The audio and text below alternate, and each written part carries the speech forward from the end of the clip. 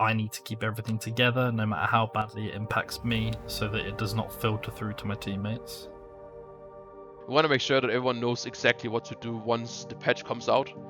We basically schedule their lives. There's lots of good players out in the scene, but not everyone can turn off their life for a month to take part in the race, so...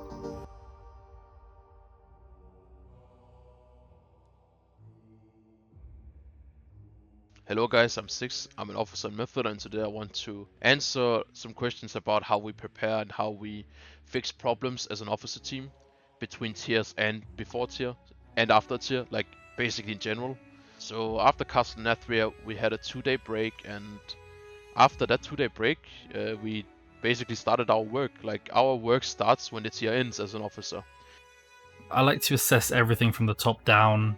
Firstly, before anything else, was the leadership work, the officer work carried out effectively? Were our strategies correct? Did we have a good read on class strength? Did we make the right decisions? I think individual player performance is generally a lot less impactful than these larger overarching decisions that get made by the inverted commas brass. So that has to be the first place that you look, really. It can be a player issue as well.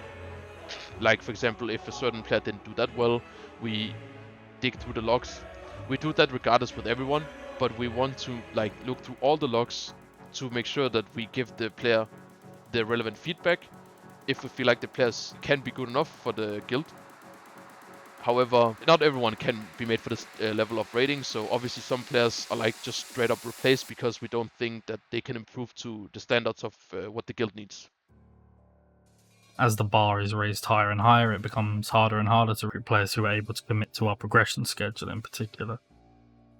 Honestly, the most important thing is attitude, both in terms of how well they can operate as a team member, but also just their general approach to the game.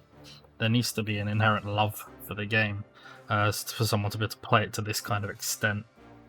We've turned down potential recruits purely on the basis that it appears they're playing WoW for the sake of it rather than because they love it and they enjoy it. Obviously there is a baseline skill level that we require for us to consider someone, but that isn't really as important as us also believing these people can listen and be shaped into what we need them to be.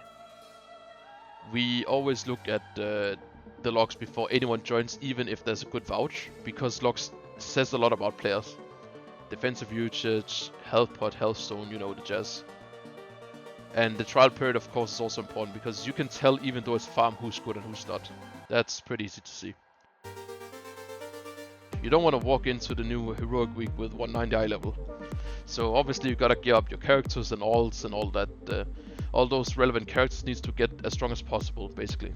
We focus our farm around getting as many characters geared as possible, ready for the next tier, so that we've got as many options available to us as we can.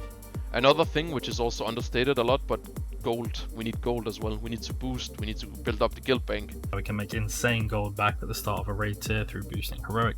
It's generally where most top guilds will make back the deficit that they have spent during the race. And that is a necessity to perform.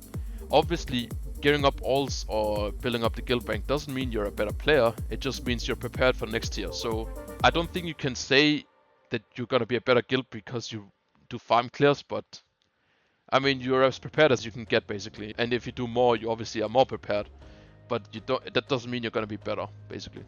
The main focus really is just efficiency. We want to complete these runs as quickly as possible and as cleanly as possible. We prepare plans in general for people like M+ groups, PvP groups. Like we want to make sure that everyone knows exactly what to do once the patch comes out. We basically schedule their lives. Like we need you to reach X and Y. Like get this rating, get this keystone level done. Like we basically make a structured plan for everyone to follow, so that they're not like lost in what to do. So that's how we also prepare for a new tier. Given my role as raid leader, I spend hours upon hours poring over the new boss fights, drilling into each mechanic as much as is possible with the information given to us, and trying to see if there's anything we have missed. There is also an element of mental preparation needed before the race begins as well, as it is an extended period of high stress, and I need to keep everything together no matter how badly it impacts me so that it does not filter through to my teammates.